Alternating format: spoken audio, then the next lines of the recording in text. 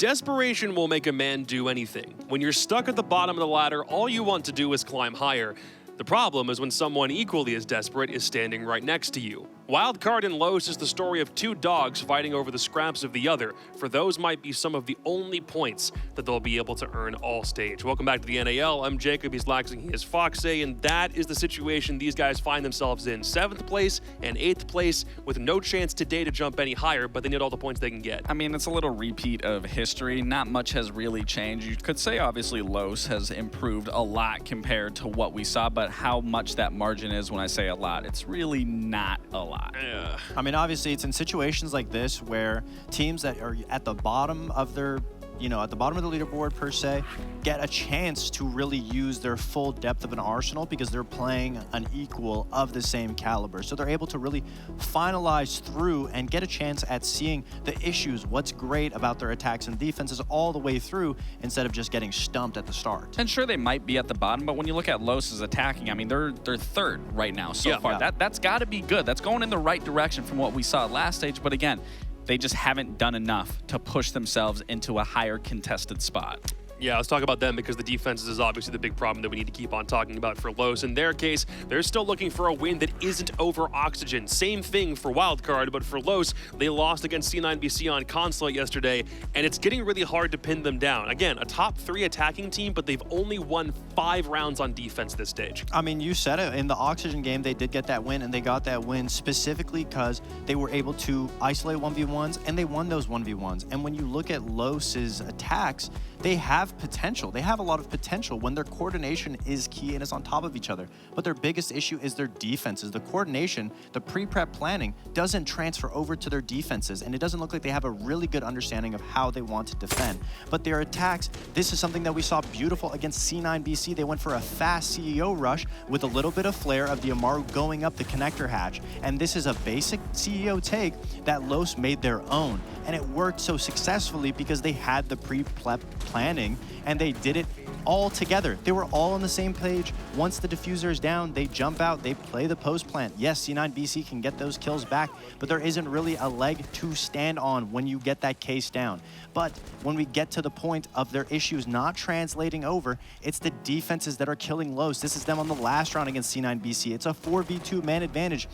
1v1v1, they all individually are swinging C9BC outside. They have a 2-player man advantage, and instead of just slowing it down, working on who's going to jump out when, doing it all together, showing that coordination that we saw in their starting attacks, they decide to just throw it out the window, panic a little bit because the case is down, and they all lose their fights. And that's the guidance that they don't have on defenses because the pre-prep planning is not there on defense. I can agree with the flair and the things that they bring in those initial rounds, but that's what worries me is that you can start out that way, but especially when you're going against teams that understand and can quickly adapt, that is where they struggle, and that's where we see that coordination fall. For that matters, because they can't find their way back into the round. They can't figure out what they want to do. And if you can't do that on attack and you can't do that on defense, it's why we're seeing them at the bottom of the poll. Whereas if you could just put yourself in one area and be strong at and then be okay in the other, regardless of that statistic of saying that they're third in attack, we would see Los in a better position. But it's because of the lack of coordination that they have in a lot of those rounds that we are seeing them at the bottom. It's just weird. For some reason in this meta, you totally would expect teams on defense to be better broadly,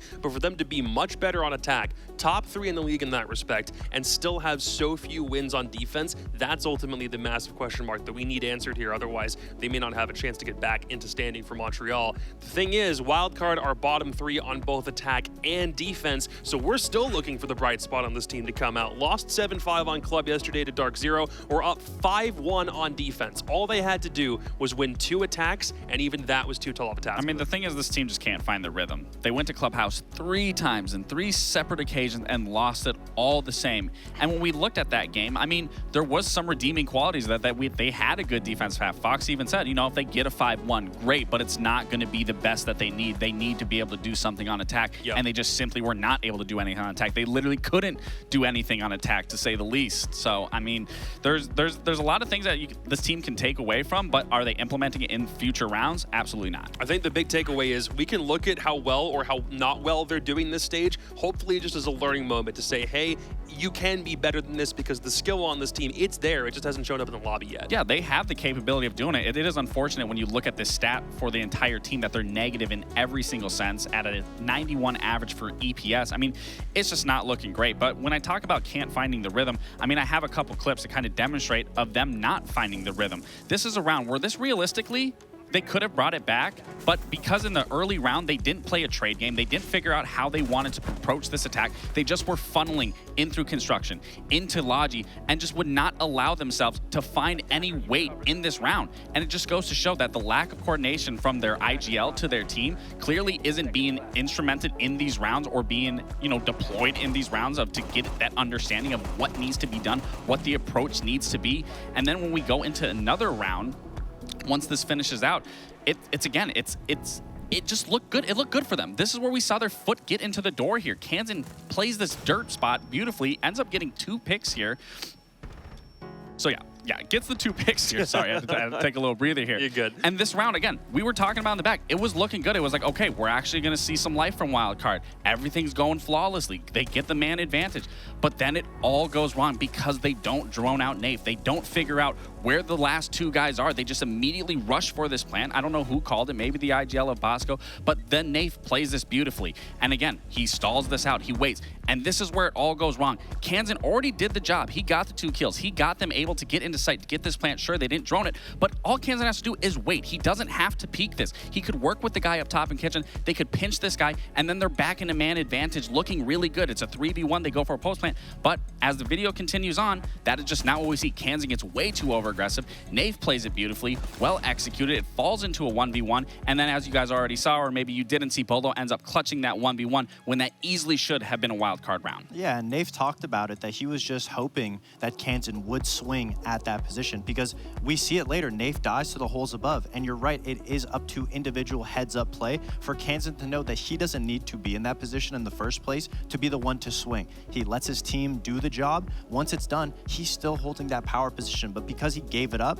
he makes it that much easier. Nafe hits the shot, and now instead of having a 2-on-1 pinch, you just made it easier to win, and obviously Dark Zero ran away with it. Yeah, the problems that we see for Wildcard are, it's all in the stats, more or less. They don't have any players in the top 10. Bosco is currently the 2nd worst overall EPS in the league. Guys like Bay and Kansan are trying their damnedest to turn this team around, but if the whole team's not firing, then it just means that everybody on Wildcard is suffering as a result. That's the problem. We don't want to see them in this position, but that's just the reality. And we've seen them go back and forth, though, as they will have a really strong attack, then they'll have a poor defense, then they'll have a poor defense, then they'll have a strong, or poor attack. Like, it's constantly switching back and forth, and they just cannot find the rhythm of being able to just be consistent on both fronts. Yeah, it's a difficult position to be in.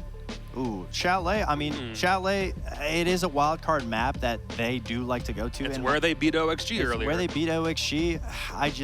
It was such a close game with the way that OXG's matchup went. I just don't think wildcard matchup to Los will be that much closer. I actually think Los is more favorable in this position because Chalet is one of those more aggressive maps. You can go for a lot of gunfights, a lot of fights from outside the map. On defense, you have to be proactive on roaming. And so far, we've seen some better attacks from Wildcard, but we have not seen some better defenses from them yet. How much does that first half matter, by the way? Los's problem is their defense, so if that first half is close, maybe Wildcard have a chance here? Sure, it's going to matter tremendously, but again, it goes back to Wildcard on one day is really good at attack, and then on the other day, they're good on defense. So it's a matter of, yes, they weren't strong on attack last map, so are they going to be strong here? And they need to be here because you're starting out on attack, and this is a very aggressive map. There's going to be a lot of power positions that you're going to have to be funneling players through, doubling off of each other, and if you just can't do that, then Los is going to walk away with this, but that goes back to Los. Their defenses have been really weak, so they need to be able to be coordinated enough playing the trades, playing for these positions, not giving them up right away. But I do agree with Fox. I think this does a little more heavy favor Los than it does Wildcard. I mean, I just think Chalet is a map where on defense, you have to go out and get your kills. You have to hold positions into getting a trade. You can't just turtle up. And Los struggles on the maps where you have to maintain a good amount of map control and use that brain to be able to adapt. Chalet's not one of those maps. You can play defense the same way you would play attack. A lot of retakes, a lot of aggression. I think that favors Los's playstyle a lot more than Wildcard. Wildcard did beat Oxygen, but they still looked like the same old slower Wildcard on their defenses. Their attacks were a lot faster since they've gotten Bay. It's also just crazy that we have a match between 7th and 8th at this point right before the Super Week starts, where everybody is trying to get as many points as they possibly can, and both of these guys don't have very many and have to go through each other to get any points. That by itself already makes this matchup great. Yeah, if you lose also, you get put at a point where you have to win more than 2 games to get into the top. Yeah. And so obviously it's like pretty much breaking the legs of whichever team ends up losing here for making it into playoffs. And again, in either scenario, whoever wins this, doesn't matter how they win it, they still stay in the bottom 6. Yeah, because they can't vault over Luminosity even though they don't play today. It's just kind of chaos all around. Desperation is a hell of a drug, so we'll see who's able to tap into it even more to get some points today. Carter Hannafeld and Sam Stewart have front row seats to what's about to become the Hunger Games. And I have to say, for Wildcard, you're feeling especially nervous in this position because Los only got 4 points last stage. They're at 3 right now. Wildcard were still trying to get their feet under them last stage, Sam, but they were able to end pretty close to the rest of the pack with 10. And right now, 11, even better than what I just said. Right now, they are at 2. They have 2 points, where at this point in the previous stage, they were able to beat Los here 7-4, and then, if you recall, they beat SG 7-1 the next week, and that propelled them into basically being right under SSG. Wildcard could have made it in the playoffs and didn't off tiebreak. It was this match right here that made Wildcard stage 1. Yeah, yes, it did. And I think the crowd also agreeing with just how big of a game this is. Split right down the middle for the social prediction there, Carter. 50-50.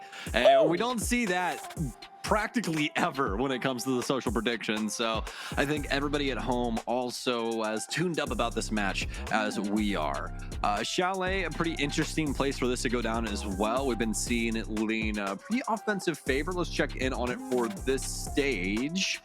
No, it's actually leaning defense right now. 59%. 23 rounds for that, 16 rounds for offense. Offense is at 41 right now. Those quick on the pickup. And yeah, so meaning as of right now, at least statistically, Los should be starting off pretty strongly here. But I mean, we will always point out Chalet does lean a little bit offensive favor just simply because of the nice angles that you're able to pick up. A lot of windows, a lot of different ways to cut up the map. So we'll see how Wildcard are able to operate around that. And I think that leads us to a very solid point, Carter. Wildcard have not exactly been able to hit the ground running this stage, have they? Clubhouse, a lot of the time, things just not really working out for them, and they're looking to find success up against a team that they were able to start things off on some proper footing last stage up against. So how do you feel Wildcard plays in against Los here? Do you think it's going to be a pretty bountiful day for them? Do you think it's going to be back and forth? How are you feeling, bud? I don't know. Wildcard have just been so weird this stage. They've been a wild card, to say the least. Yeah, shut up. At least before, I mean, this is not exactly like a positive what I'm about to say, but before it's like, all right, Wildcard, they are reliable on defense. They're relatively reliable on defense. They just need to work on their attacks. Then we get to the Sonics game, and it's like, okay, they lost, but 3-3 attacking half on Clubhouse against SQ, which is a team that has, gone on to take first place so far. All right, that's not bad. All right, in the M80 game, only 2-2, but then against OXG, pretty competitive game. Obviously, they win it. The defenses are better, but are still able to pull out some good wins on the attacking round. But then in the past 2 games, poor defenses one day, as Gabe said, poor attacks another day, and I'm trying to figure out what Wildcard we're going to see. Seems they have found Sexy Cake at least to start. He's able to see the Deimos through the wall. We got 2 different people on this Legion problem in stock. 2 players, 1 drone, 2 nades, and a flashbang, and somehow Sexy Cake persists. More utility goes in, and finally, by sheer force of will and utility, Wildcard get that opening pick as Sexy Cake falls. Yeah, hammer or, scalpel. And they definitely chose the former, didn't they? I mean, Yeah. just It's like a more atomic bomb, really, but... Exactly. Just everything that they had at their disposal, they basically just hit it with the big red button, right? And they're at least able to get it across the line. Bay's going to take some chip damage, so is Spiff, but they're still up by 1 man. Now, the key thing is, how do they utilize this? Some patience here around the map. Kanson's going to work his way in finally towards Library. He picks himself 1 up. Legacy trying to stand tall for his team and trying to hold on to this space just a little while longer, but not really going to garner too much for that as of right now. Not a lot of positioning available to him, really, especially with this Deimos tracker coming in with that death mark on him. He's going to be forced back closer to the site. Now it's up to Wildcard with this man advantage to try and make the most of round 1. And they have that 5v3. Sure, Spiff and Kansen and Bay all relatively worse for wear. And they expended so much utility to get that player on stock early. I mean, Spiff completely out of flashbangs. Bit of a tricky position as your entry. I think Bay might also be out of nades as well. So brute forcing Piano like you were able to stock might not, well, certainly will not be as easy as it could have been. But might actually be the point where Furious is able to bring things back for Los. First gunfight goes his way. Oh, the timing goes his way on the second too. There's the only kills Los seeming like they're going to get. 3 for the Wamai, and it is the only 3 Los will find in round 1 as Wildcard off the back of that early round are able to take the first. Yeah, really liked how Wildcard used that. Yeah, not, I mean, the initial fights there, and the dying moments did not exactly go the way Wildcard wanted them to, right? But at a bare minimum, they utilized their man advantage to its fullest potential. They get some players over on the Solarium side, start working things in from that direction. Whether they hopped into the bathroom of Solarium, we didn't really get to see. But at least they had that counteractive angle working its way in to assist them with this pinch of the site. So very well done to Wildcard. Those 2 initial kills really assisting them in that, and at least being heads up enough to be able to utilize that position to its fullest potential. And now for Los, they're going to try and shift things up. We saw them with that initial master defense with a little bit of an extension over towards Library, a very traditional way of holding the top floor, but it did not work out for them. Overwhelmed by just the sheer force from Wildcard, especially on that interesting position that we saw from Los downstairs inside of Bar Stock, where they were able to get their very first kill. So, all said and done, not the worst setup there from Los, but definitely exploited by Wildcard, and that's why we're seeing Los move away from that here inside of round 2. I think this will actually be an apt time to set the stage for Los's broader defensive woes and what we could see in Chile with a bit of a philosophy lesson. Sam, are you familiar with Plato's theory of the soul? I know who Plato is. I don't know about the theory of the soul. I need you to walk me through this. It's not the one you play with. It's Plato. So Plato believed the soul had 3 parts. That it had reason, spirit, which had anger and all your excitable emotions, and then Beast Coast C9 spirit. Exactly, yeah. And then appetite or desire. But Plato's conception of the soul was that those other kind of more emotive parts were all reined in by reason. It dominated the soul, and it is what ultimately controlled those emotions and stopped them from manifesting in negative ways. I'm pretty sure that's Plato. Now I'm like, was that Aristotle? I think it's Plato. Either way, I'm 90% sure it's Plato. Either way, the point I'm making is Los have a problem where they get over-aggressive, over-peak, and often do it individually. They don't have that reason fully, I would say, in charge when they are taking fights at times, and they end up getting over-aggressive, like we saw in Mezzanine. And on Chalet, that is a playstyle that can get punished quite aggressively. So when you see Legacy playing here, he needs to be careful behind this mirror window. He has to play conservatively, because if you don't, you end up dropping a body early on. And Wizard was the player to do it last time, and here, it's him again. Yes, indeed. And Sexy Cake with a nice pickup onto Spiker, actually, here. That's all the way downstairs. I mean, yeah, Solus definitely makes a lot of sense. Whenever I see the SMG-11, my brain still just goes, SAS operator, he's smoke, he's mute. I'm like, wow, why are you all the way over here? But no, it's Solus instead. So, Los with a nice little pickup there, especially from Sexy Cake. Very well done.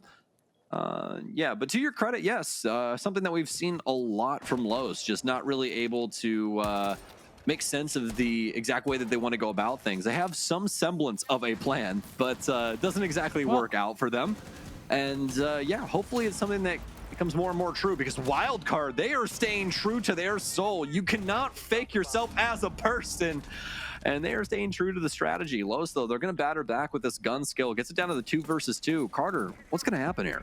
I'm not entirely sure. I will give Los credit for this. I mean, Legacy playing that position this time is far more conservative with his positioning, and it forces Wildcard to hop in, take a 2v2 gunfight, and they end up coming away with it. So Los making a bit better decisions, and Wildcard just able to react to it very, very well. Of course, Los are able to battle back and get 2, but here, even if Arthur's able to win this fight, he might just be able to claw it back for Los, but not if Spiff has anything to say about it. Nade and bullets go in tandem, and that leaves Sexy Cake off-site alone. Spots Bay, but can't land the kill. He might end up paying for that one, but with one more shot, he'll down the Deimos on the floor. 1v1, might be spotted. Bay can call this out, and Sexy Cake gives it away. Close in the 1v1, but Wildcard get their second. Bay's got to be counting as lucky stars right there, because that just that little inkling, that little shoulder there, right? And it just gets him punished over the bomb chassis. And Spiff into the 1v1, yeah, able to make comms from that position, but you got to wait for your teammate in scenarios like this. Fortunately enough, Spiff more than solid in a position like that. We've seen it time and time again from him, and able to do it once again as he'll pull it across the line for Wildcard, but a bit more risque than we usually expect here for Wildcard. They're going to be able to still get it done. Los, though, they're going to have to really consider how these defenses are going. Some of these early risks might just be something that they have to look into, as Wildcard is getting aggressive at these key moments and are capable of catching them off guard. Wildcard certainly with some strong attacks to start. Los' defensive woes continuing, though first round definitely more of a defense with a lot of problematic moments from Los, or blatantly problematic moments from Los, whereas the second Wildcard able to effectively clear out that top floor. Not the best omen for Los, that even when you improve on a defense, you still end up losing the round, but it's a good omen if you're a Wildcard fan, hoping to see them get their first win of the day, or not of the day, as they're only playing once, but of the stage. Because sure, that OT win was nice, but is it really a win when the one game you got was against the team below you in 9th in the standings? Sure, they won't make their way out of 7th or 8th here, but they get closer to contesting with LG at 6 points if they're able to find this win in regulation today. So 2-0 to start. It's small at the moment, but especially with things that they can already work off of, like one player in stock again by himself, they can find something around 3 to make the gap now 2 rounds wide between them and Los, just a little bit wider. I will say this, we have definitely seen them being more diligent today. You know what I mean? Playing a lot more tightly bound as a squad and taking control of what their, strategy deems. The big thing for this round here, Carter, what Los is presenting is this top floor hold, right? We have 2 players up here, some mute jammers surrounding them. Not exactly reinforcements to support some of these angles that maybe Wildcard ends up spamming, but definitely making it to where they at least have to consider what problem Los is presenting to them. And, it could lead to their death. That's the biggest thing here. Farius! This is what I'm talking about. Sometimes just your natural progression through these maps is just spamming some soft walls. Farius spams the library, little tiny room that leads off of it there, and he picks up Bay. Bay just simply trying to go and get an angle on the library hallway, and he ends up dead. Now, what is Wildcard's response to this? Los are going to be able to play this far and wide, a huge extension, and not only that, but we saw this player down here in games as well, and wow! Wildcard respond in kind, not with 1, but 2 kills from their front men here. Yeah, first Dogby calls able to go out. Of course, some changes that operator. They generate now instead of just having the 2 at the beginning. So might have changed, but certainly still a very, very strong lurker like she was before. Opening kill completely neutralized by Wildcard. How can they find a way in? Farius has worked his way back, so this will leave the vast majority, if not all of the second and first floors now available to Wildcard to push in. This is where sometimes their attacks can become problematic. They can slow down very aggressively and not make use of what time they have remaining. Resources consolidating over by the wine side right now. Spiker could maybe go in for a backstab down blue or the main stairs. Oh, just spots somebody through the floorboards with a long angle, and the DMR! He does a heavy amount of damage to Arthur in the shins, but not able to secure that kill. He might pay for it too as Farius drops, but Kansan's aware of it.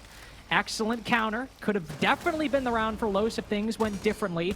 But as Wildcard pushed deeper into the site, further into the late round, they're not gaining as much ground as they like. They're keeping it as competitive as they can. C4 goes out, but flashbangs fill blue in turn. Wildcard, with the 10 seconds they have remaining, will look to defuse. Difficult moment here for Sexy Cake, and he's going to get gunned down from Kansan.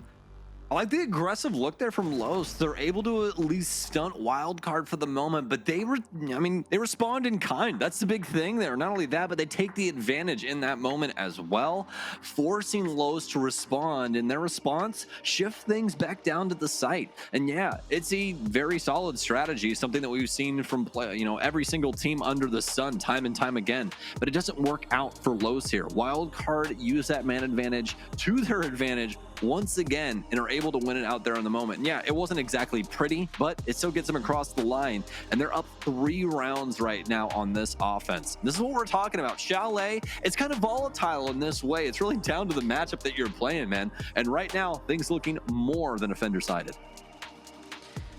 Yeah, things just looking so good for Wildcard. And yesterday, even though the first little bits against Beast Coast were competitive on Consulate, it was a 3-3 half, so we were able to get 3 rounds on the attack. This is how that game ended. It was 4 attacking rounds in a row from Beast Coast. Now, to be fair, as Vet will be the first person to tell you, Beast Coast are quite proficient on Consulate attack, but it is representative of that worrying trend so far that these defenses for Los remain very problematic even as we enter their 5th game of the stage up until this point. It remains by far and away their weaker side, and Chalet might not be doing them any favors, but you need to take the tactical timeout 3 rounds in. It's easy to see why it can cost you in a best of 1. You know, and on you know, you cut in at any moment here. I really want some back and forth on this, because the thing is, when it comes to Los as of right now, for these defenses that we've seen, it feels, at least to me, as though they're putting too much risk on the table, Carter. We're seeing a lot of positions picked up by them that, yeah, it's solid if it works out for you, right? But there's also a lot of moments where the offense can play that back into their hand, and they can have these deep cutoffs that end up punishing you.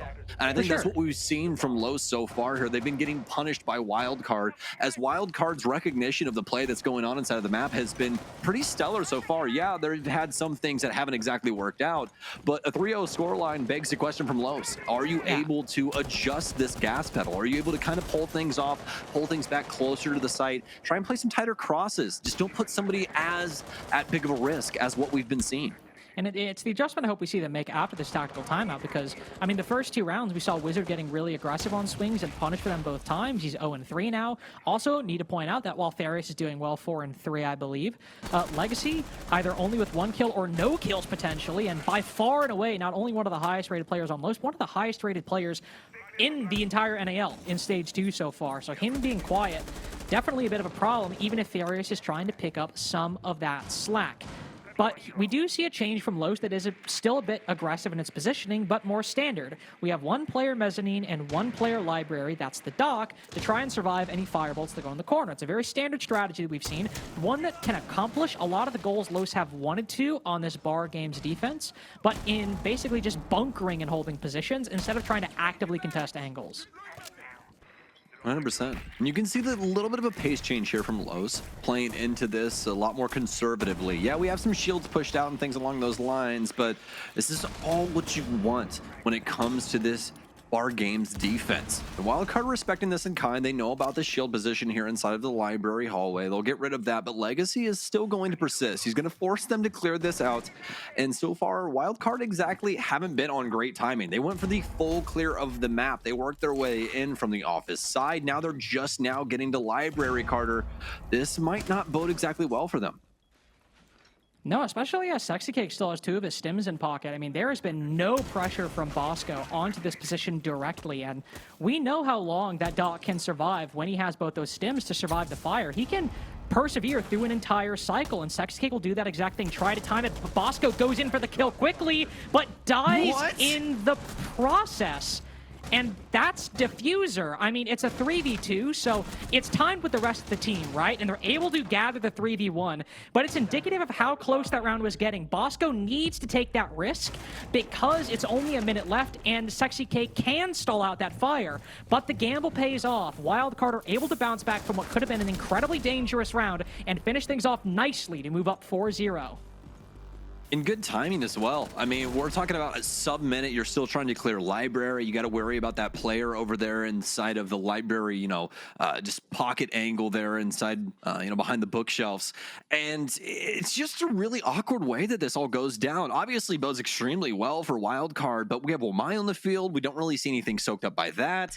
Nobody holding the cross angle there for Doc, but I think that's because we see that pressure coming in from Wildcard. Kind of hard to say as we were, you know, really honed in on that position over inside of library, but it begs the question for Los's setup. I mean, exactly what is the helping hand there inside of that area? Because Wildcard, right when they call the number of the top floor, they get it in a very serious manner as well, and Los are immediately put onto the back foot. I mean, the back foot practically doesn't exist when it gets down to the very end of the round, and Wildcard are just bowling Los over. Now, I will say to Los's credit, they did take our advice, Carter. They did slow things down. They did try and make it to where Wildcard had to clear them, but just a lot of the supporting things you'd expect in these different positions not exactly there. And I mean, this is also to Wildcard's credit as well. They peel back a lot of these different things, especially with that position that we saw inside of Library Hallway, right? So I think it's just one of these moments where Los are once again just not able to win out some of these more important advantage fights here at the beginning of the execute, and they get immediately punished. I mean, Wildcard just have such a man advantage there at the tail end of round 4. It'll make your head spin. It's just... It is certainly, I think, the most broadly uncomfortable we've seen Wildcard, but the fact that they're still able to win the round off of it.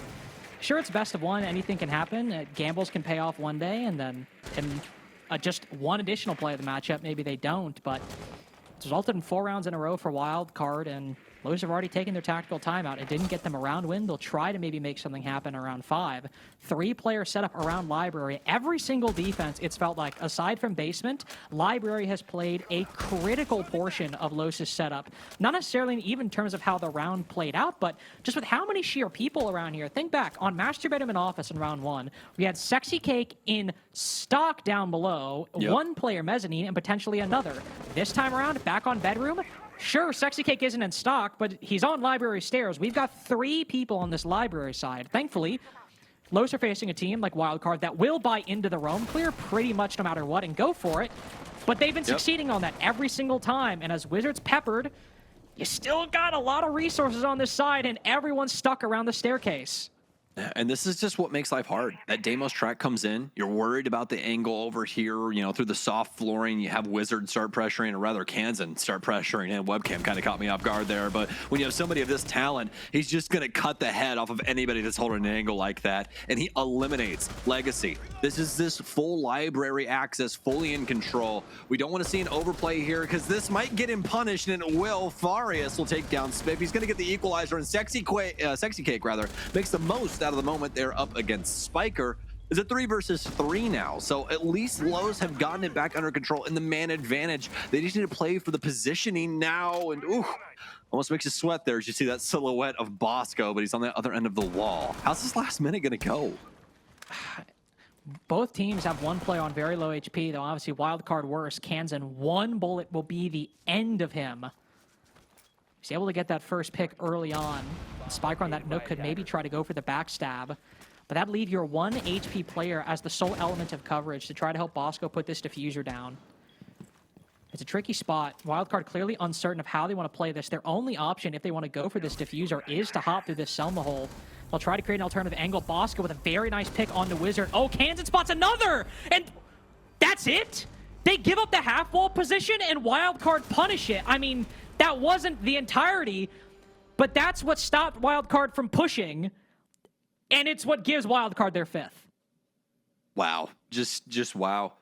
I mean, you can definitely say this about Wildcard. Every single time they get one of these advantage situations, Carter, they take their time. They cross their T's, they dot their I's. And yeah, sometimes it might be a little squiggly, but they're getting it done at the end of the day. It's legible, and that's what's important here. Los are not able to make the most out of these situations, and I think the big thing is obviously the start of the rounds. They haven't really found a moment to actually garner an advantage, and a lot of the times they're working off of this back foot. It's begging these remaining players to make the most out of these situations.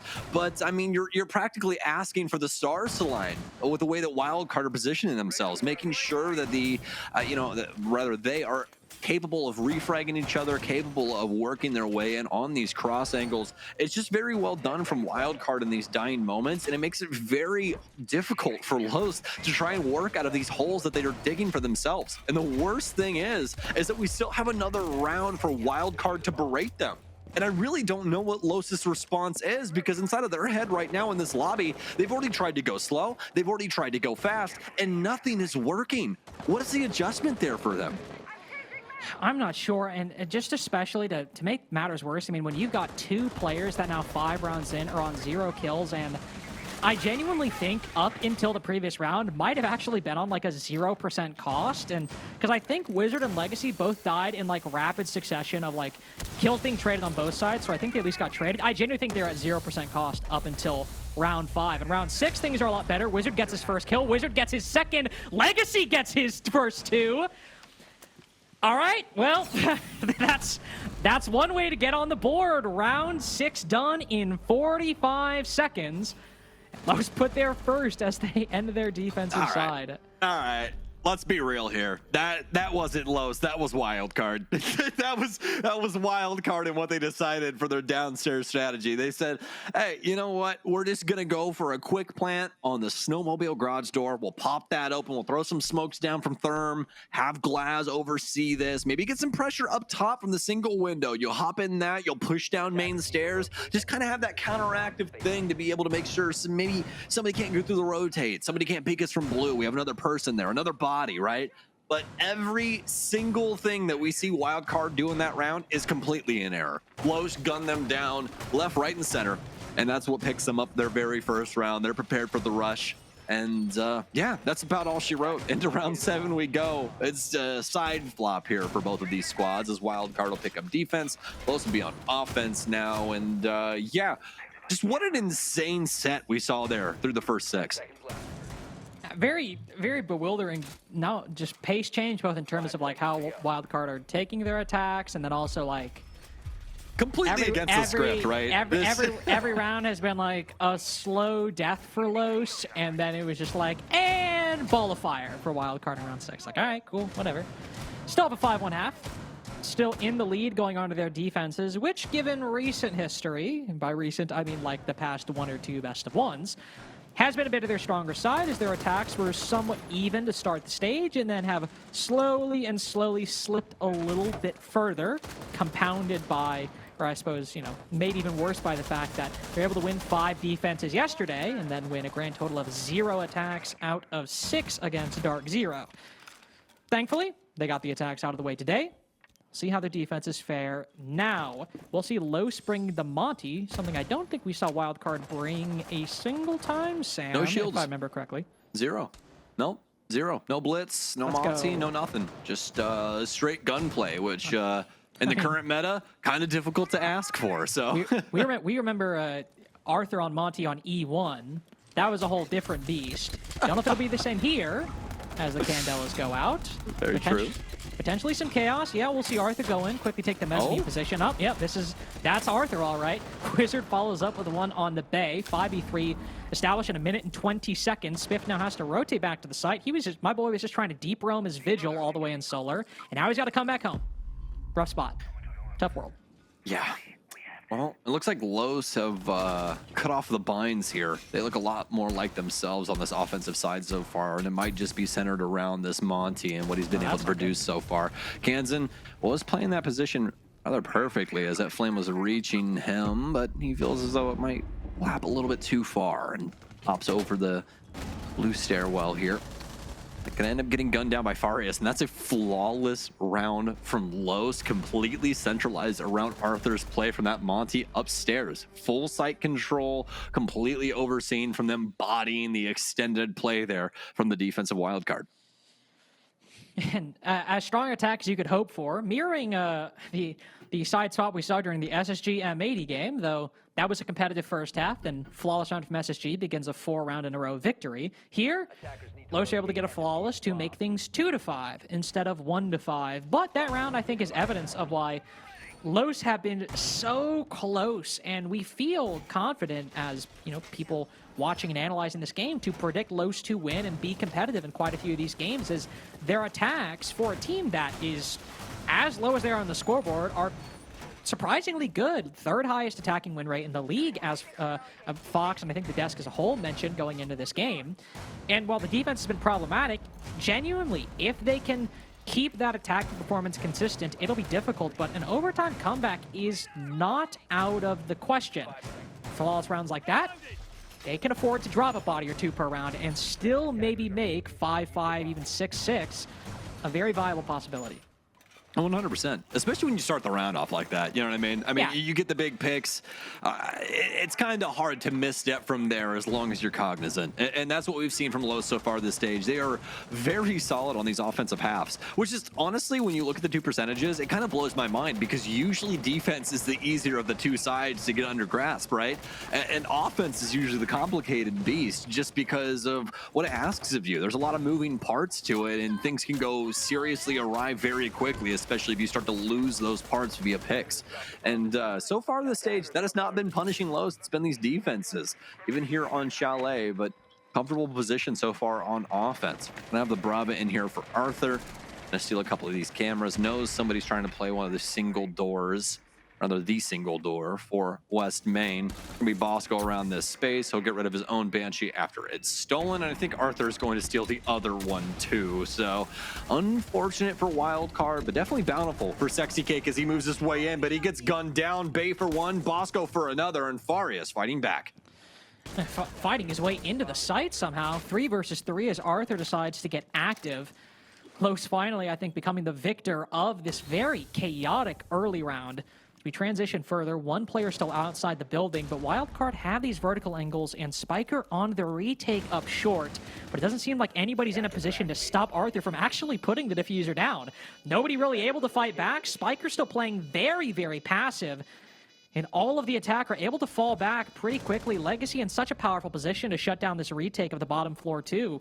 Various finds one. Kansan knows that he has to take the fight with him on this window, and while he doesn't win it, he makes it across safely. Spiker finally activates, but Kansan's still in a difficult position, but Spiker might just be able to land this defuse if Kansan can cover, but Kansan can't. He falls inside of Library. Spiker's got to fall off and falls right into the waiting arms of Legacy, a 2-piece to make this gap just 1 round shorter. It's a house call there for Wildcard. They put all of the weight on Kansan. He's just not able to stand up against this 2v1 onslaught there as the other Wildcard member has to stick that defuse. And Wildcard let another one slip through their fingers, although a lot closer than what we saw that previous round, but definitely something that they wish that they were able to pull into their favor. Now Wildcard have to worry about what Los are going to do to them for the rest of this offensive side. I mean, yeah, they got 2 rounds still to figure it out, but nothing really benefiting them in the way that they would exactly want. We'll have to see how they exactly are able to try and hold things down in this round especially. I mean, this top floor site is one that we see a lot of creativity on. We'll see what Wildcard want to do with this extension over towards Library, and already Bay trying to get something done here, trying to get some early damage on anybody hopping inside of mud. 10 seconds to go. A pretty common position I feel we'll see an EDD or a Frostmat go, just given how odd of a room it is and how sometimes teams can just hop in and hold that position and wait for a cutoff. It makes sense to just put that bit of utility there. Excited to see what Arthur decides to do on this Monty, as we mentioned, and I think I usually throw in just a little bit every now and then, is E1 basically like qualified for a major off of just like using this player on shields very, very aggressively. Obviously, if you watch Manchester, that didn't necessarily age the best, but in terms of regional play, he was quite strong. So able to do that in round 7, or round 8, round 7, Brute Force Mezzanine. Then, of course, it was a whole different beast in round 8. We'll see what happens as we move over to Master Bedroom and Office. Arthur could very easily Brute Force Mezzanine again, just hop in off the back of a couple bits of utility. Seems Wildcard maybe playing just things, obviously Spiker might be all the way over there, and Spiff is too, actually, now that I see it. So it is a roam over by the Library side, and I imagine the Monty be more than happy to go there if Los had not already decided to go for a solar take. Well, I guess the good news for Wildcard is the fact that they have these operators implemented to try and counteract Monty, right? You have the Cap Cannon, you have the Legion in, just trying to make sure that there is something in his way where he doesn't have free reign to walk over the entire site. But now Los looking a little bit more aggressive. We see some stuns come in, some Yokais, or rather some Kandalas come in instead. And yeah, looks like they want to try and at least deal with this initial solar area. We have the Monty move his way in, the supporting angle still on the window. And Arthur, with a pretty far reach here, is going to be able to start the plant here for the moment. But I just really want to know what the idea was behind that. Were they confident in the crosses? Because I don't exactly think that that was an area where it was going to bode well, especially with that closet position, right? So you know what, Lynx? I'm going to give you the reins after Los has donated the case. What? You had Wizard... Oh, no. What? No, what? he just got here. He just got here. Whoa. He just got here. I don't... I think that's the problem, that he just got there. I think that's the issue. You know what? I think you're right. Now, and like maybe... I mean, Farias is Lion, so it makes sense if Lion would play Bedroom Window, but like... If you have a guy Bedroom Window, how is he losing that fight? or missing that shot. If you don't have a guy bedroom window, that's a bigger question. Man, did Arthur have the confidence though, didn't he? I mean, like he was trusting wholeheartedly. Like you almost feel for him in that regard. Legacy, can you get Bay? He will. Sexy Cake, rather, will be able to take down Bay, and Spiff will take out Wizard. But now it's down to the 2 versus 4, and my friend, I don't think it's going to go too well, but actually, an impact here from Sexy Cake will pick up Spiff, and 15 seconds. What's going to go down? I'm not tolerating that. No. This has got to be match point for a wild card. 7 seconds remaining. They don't have diffuser control. They've used all their utility. One player close. No way. Yeah, No pro way. behind the bed. Nice little two-piece from Camden right there. So like, I gotta ask, am I blind? Like, where was the bedroom window player? Where was he? Like that had to have been vicious timing, because like, even if you are like a very inexperienced team. Even if you're a very inexperienced team, you put... You know what? Just finish your point. I don't know. This is some... They've been watching too much NFL, man. They're icing the kicker right now. Like, I don't know what's going on. So they call the timeout. 6-3. Hey.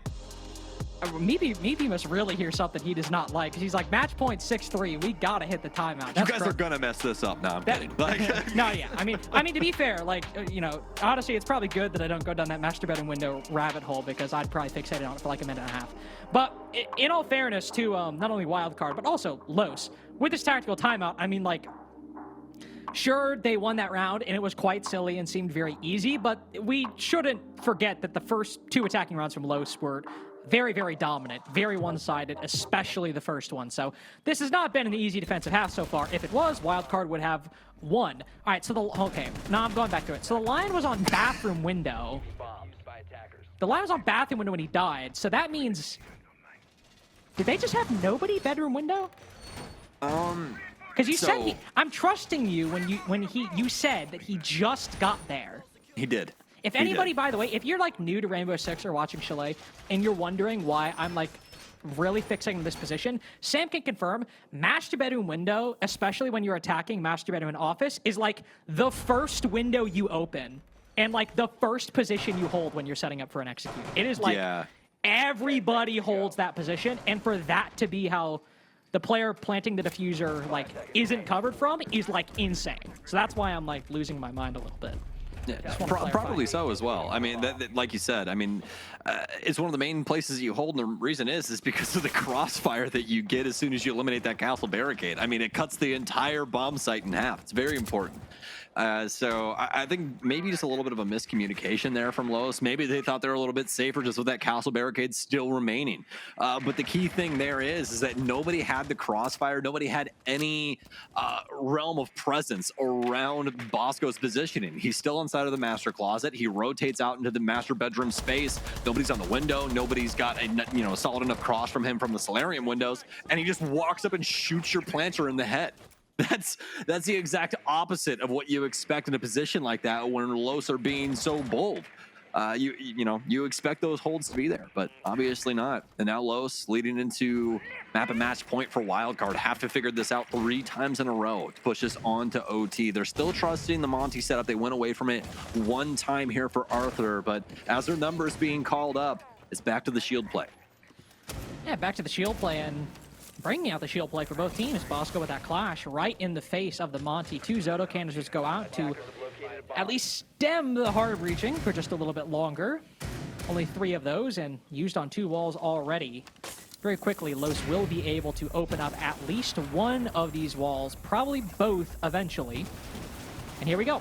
Feed holes opened up to allow Sexy Cake to look very, very deep, not only on the left side of that pillar, but also maybe even find an angle deep in the blue, depending on where Legacy's able to position himself. But this clash, and I think compounded by the player playing the blue hallway, I believe that's the Warden Spiff, are going to be the 2 most problematic forces that Los will try and deal with. I guess Spiker all the way on the top floor. We'll see if anybody actually is aware of the Wamai. We do have a flank drone being watched here. You see Faria is holding this as well with a Claymore. I think they're just trying to do their best to try and delay out time and see if they can get this flank to work off without a hitch. But you don't exactly need that if you start getting these big picks.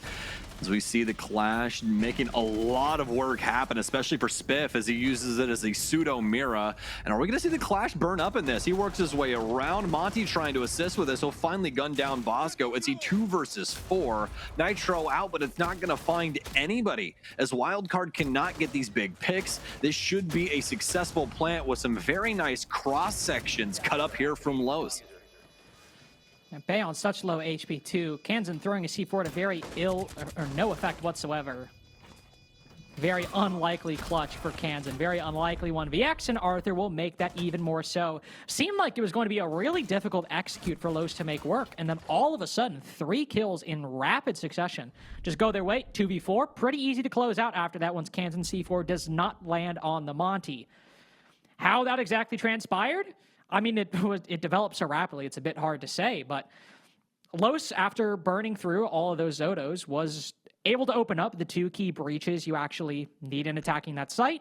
They then have the utility with, I believe, that Capitao to actually put pressure on the Clash and allow you to walk in, take the fight with her. And whenever you have a Clash strategy meant to stall time, once she falls, it can be a bit easy to push in, especially if there's nobody really contesting all that well behind the Clash against the Wine Breach. So, clearly, I think Wildcard showing why that timeout at 6-3 was necessary, because even afterwards, Los still seemed to broadly be the better team this half. Yeah, as soon as they carve Bosco away from the herd with those fire arrows, that's when things get complicated for Wildcard, especially with how solid Arthur was there, right? He smacks the shield away, he takes down Clash, completely opens up the possibility of a plant going down there as you don't have that constant oversight from the Clash working its way in. And Wildcard just not really able to battle back in a considerable way simply because of that displacement that we see from Los implemented into the round. Makes things a lot more complicated, especially with the crossfires they already have set up, and they're not really able to work their way back in, get those big frags, or just try and assist with that plant going down. And yeah, it just complicates things for Wildcard as those positions are being taken away from them. So Los with a very solid round there. Wildcard just not really able to work their, themselves back into that round in a very considerable way. We'll see if it goes down a different way this time around, though. They're going to shift sites. It's going to be games and bar this time around, and a little bit of a different look as well. A little, some more traps working their way in here. Might not really matter all that much, as Los just seem to want to take this quickly again. Farius might fall, but a pretty standard games window rush from Los might result in the diffuser going off almost without a hitch, but Spiff will fight back, either running up or dropping down the hatch very quickly, peering through the smoke and the flashbangs, able to run up on the Monty, cut him down, drop the diffuser in sight, and then back off to stock.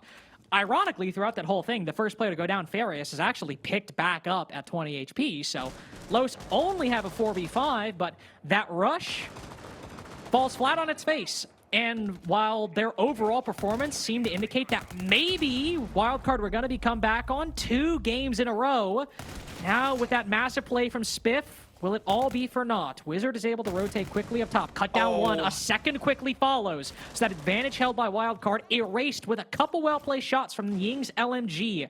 Kansan will take refuge inside of Mudroom, as will likely be quiet in the 3v3. That's the thing, right? When moments like this happen to your offense, you got to get your hands dirty, Carter. You got to go for these important portions of the map, and you have to win out your gunfights. That's exactly what we see from Wizard right here. Los needed this in order to even have a semblance of a chance inside of this round. They've got the top floor control now, and they've battled Wildcard back towards the site. Practically battered them back towards the site. Another drone in. Kansan getting tagged up, but very minuscule amount of health lost. And with this positioning, Los have to try and hope that there's another pick available to them. You can see these Wildcard members working their way around, but Kansan's going to be the first one to strike.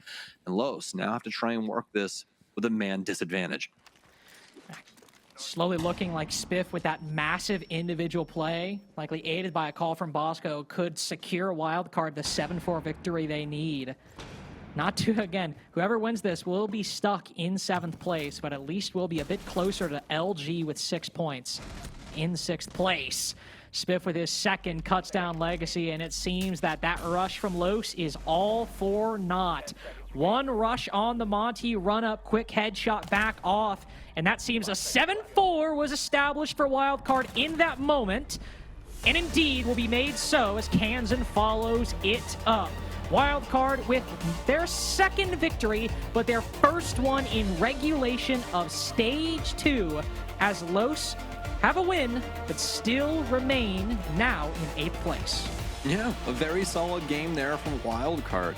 Able to problem solve efficiently on both sides of the coin, whereas we don't exactly see the same thing from Los, just never really able to get their defense under wraps and find anything that pointed them towards victory. Yeah, nothing unfortunately, but that's 2 games done. We'll be back with the next 2 right after this.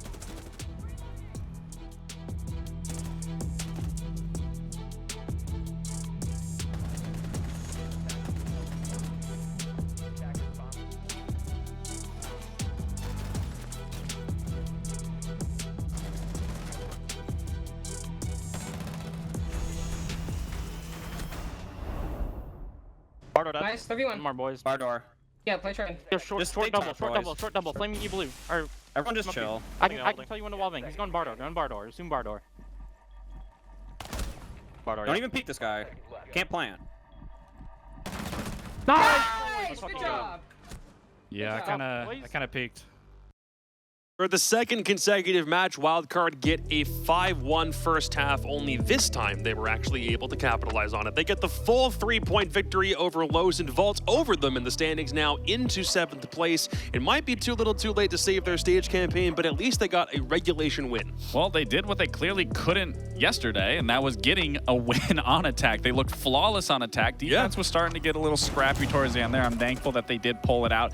But again, Los, both these teams completely pivoted on what they were good at versus what they were bad at, and again, completely pivoted that whole situation. Yeah, we were saying for a moment that Wildcard went up 1-5 on their attacks, and we were like, well, wouldn't it be funny if now they can't win a defense? They Oh, won no, their not attack. again. But wouldn't it be funny? I mean, it was really, really great attacks from Wildcard, and if they can make this more of a average playstyle, average day for them against better teams, against every other team in the league, where they can start really good, really aggressively on one half or one side, and then have a couple little bit of a back and forth. If you can build that much of a cushion and you make that consistent, then I think Wildcard is obviously on the track to bettering themselves. But you know, so far can't take too much away from that win because it was against Los, and Los did not look like they were there to play today. Yeah, and they've been struggling. I mean, Wildcard, great for getting the win, great for getting the 3 points. You're still in 6th place. You're still at the bottom of the barrel here. Obviously, Seventh.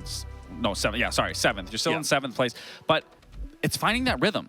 Like, I don't want to see you do good one game and then bad the next and then good the next and then bad the next. Like, I got to see that rhythm be found, and I got to see that consistency, because it's tough to, like, predict at this point of what the team's going to look like, because we keep touching up. All right, well, we got to see a good defense. Then we see a really great attack and a poor defense. Yeah, I mean, we can still see it too, because they had such a good start against in their last game. Who was it again? It was against DZ. DZ. And so, you know, obviously it's not like they're only beating bad teams. They have only won against 2 of the lower teams at the moment, but they're still putting up a fight against the top teams. Yeah. Just about that consistency, like you said. Let's do a vibe check with Spiker real fast on Wildcard side to talk about how things went. Dude, congratulations on the win. That's 2 straight 5-1 first halves at this point. Couldn't win on it yesterday, finally capitalized today. Why was today so much different for you? Well, we were on defense, which made it easier.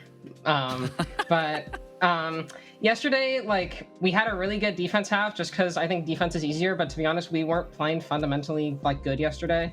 We weren't trading well, and we weren't, like, micro-comming like we usually do, so our just kind of cohesiveness in the late rounds or when we need to push somebody together just wasn't really there. And today it was definitely better. But, you know, I'm getting punched down top fire, and I'm full blind from a game, so, you know, I'm not really sure what I can do against the Monty there. For sure. Well, I definitely want to ask you, I mean, you also being in tandem with Bosco with the IGLing, I mean, what has been the issue? Why is there such a lack of consistency from one game to the next and switching from the attacks to the defenses?